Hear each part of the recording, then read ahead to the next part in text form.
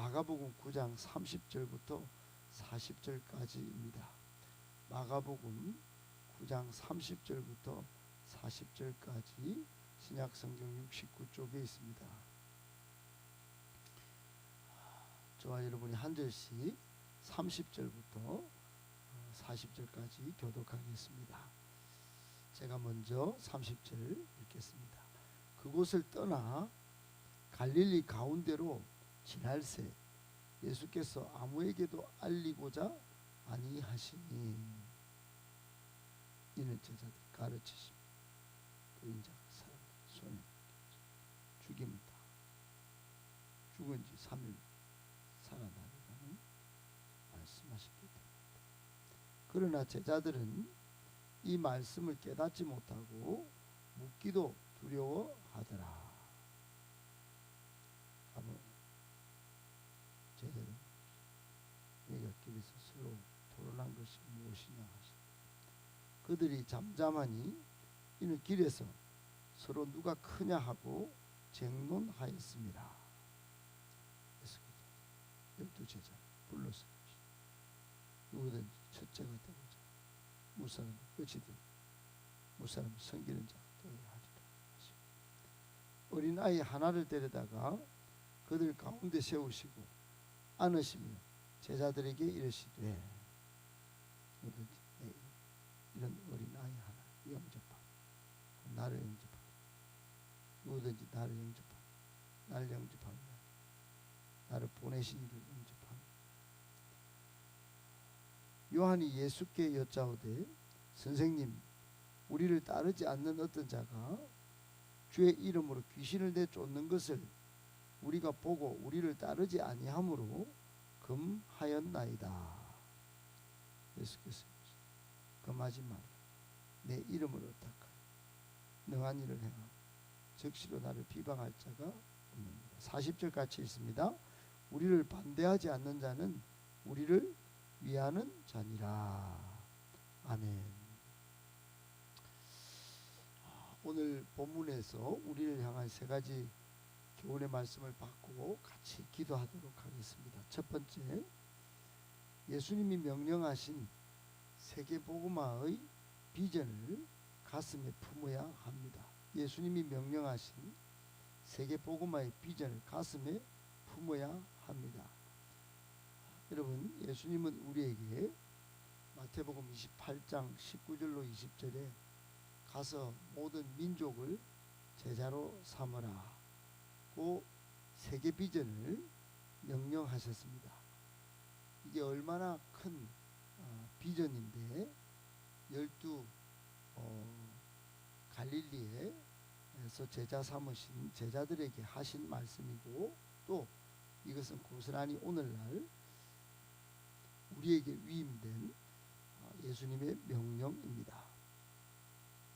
그러나 여러분 예수님은 직접 당신이 이루셔야 할 구속 사역을 십자가에서 완성하셨죠. 또 세계 비전 성취를 위해서 단 한 번도 발걸음을 멈춘 적이 없으십니다.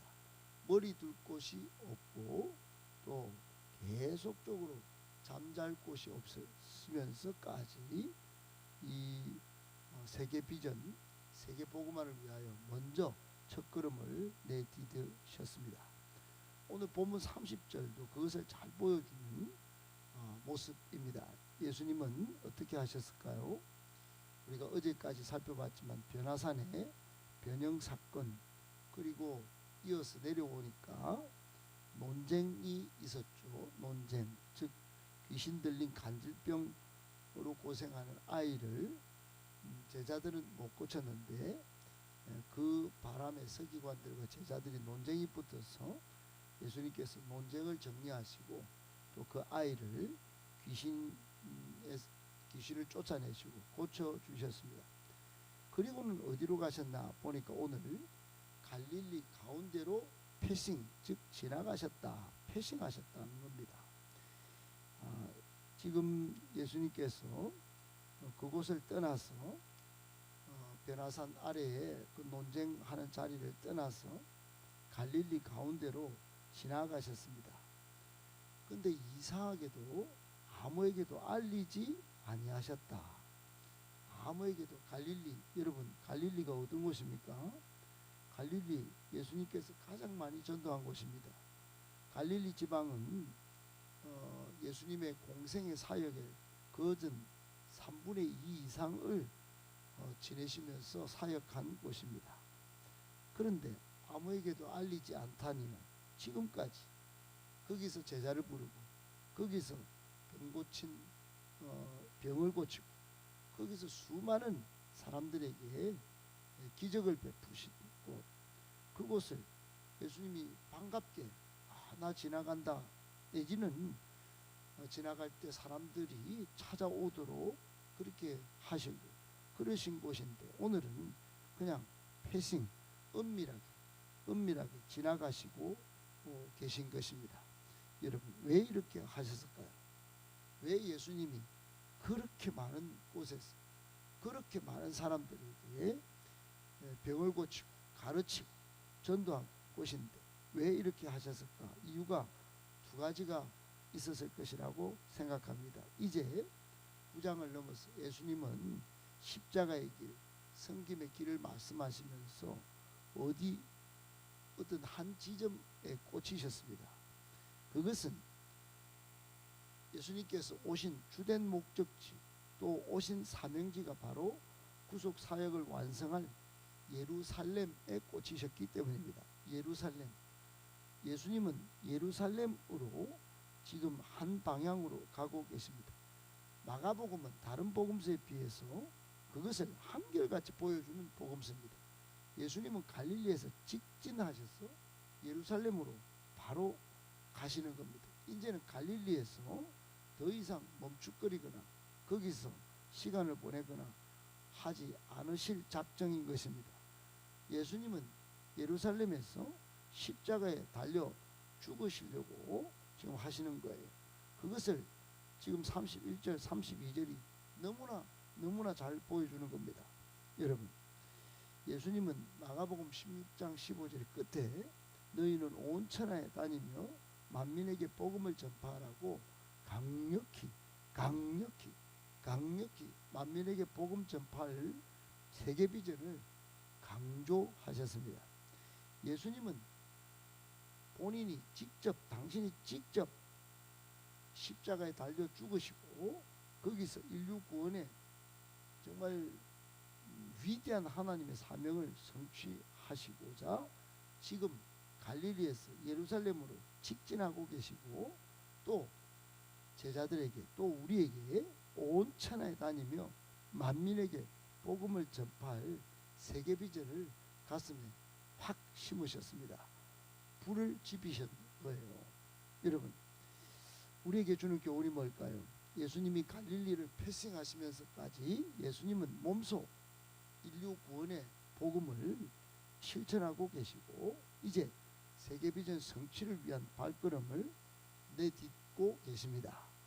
아울러 그것을 우리에게 선명하게 가슴에 새겨주시고 계신 것입니다. 직접 갈릴리를 지나시면서까지 이 마가복음 16장 15절을 향하여 달려가고 계신 것입니다.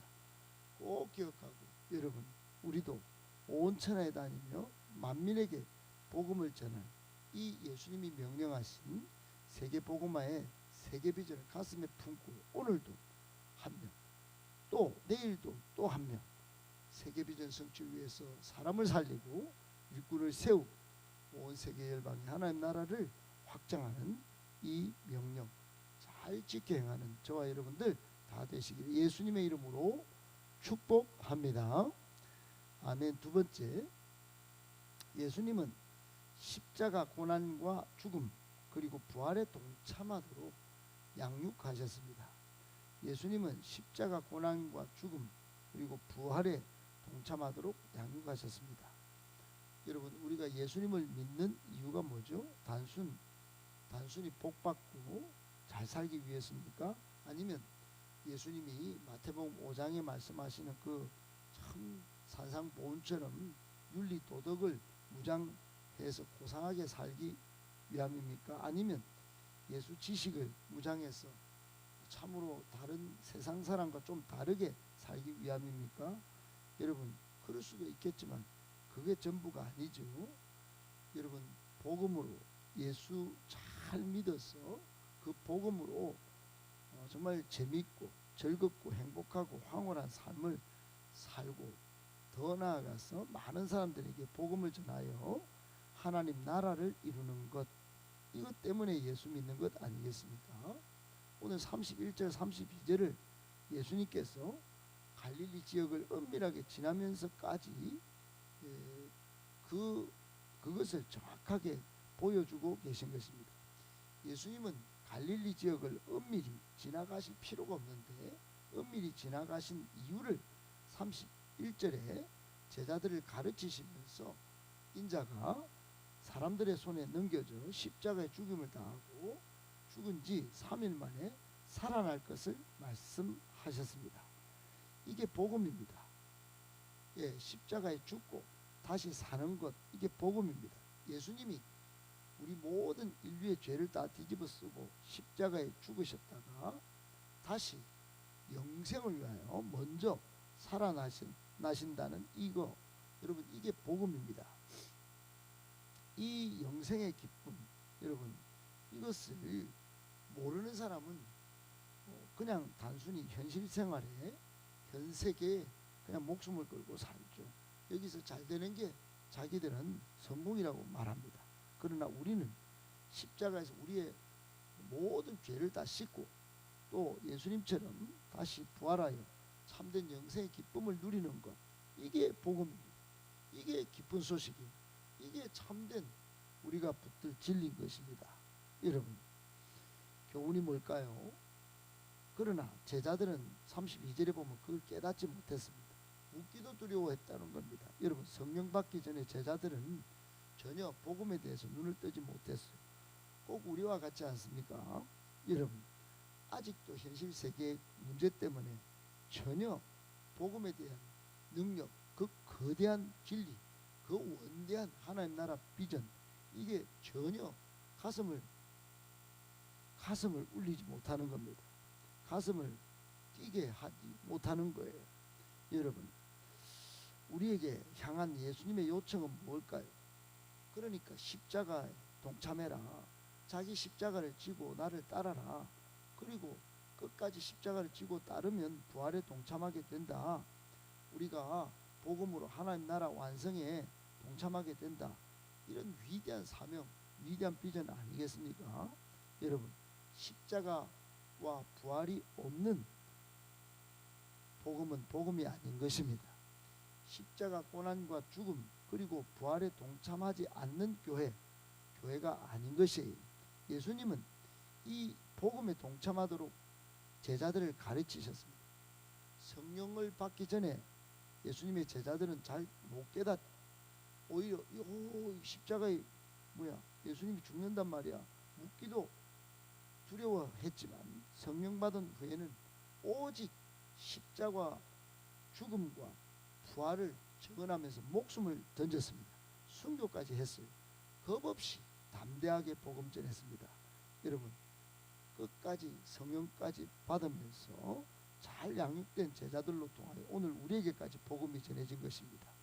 여러분, 우리도 양육 잘 받아서 예수 그리스도의 십자가 죽음과 그리고 부활에 우리도 동참하여 온 세계에 나아가 복음 전하여 하나님 나라를 이루는 이 비전을 붙잡고 오늘도 다시 주님 오실 그날까지 복음 전하는 사명 잘 감당하는 저와 여러분들 다 되시기를 예수님의 이름으로 축복합니다.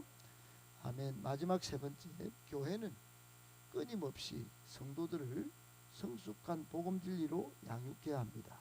교회는 끊임없이 성도들을 성숙한 복음 진리로 양육해야 합니다.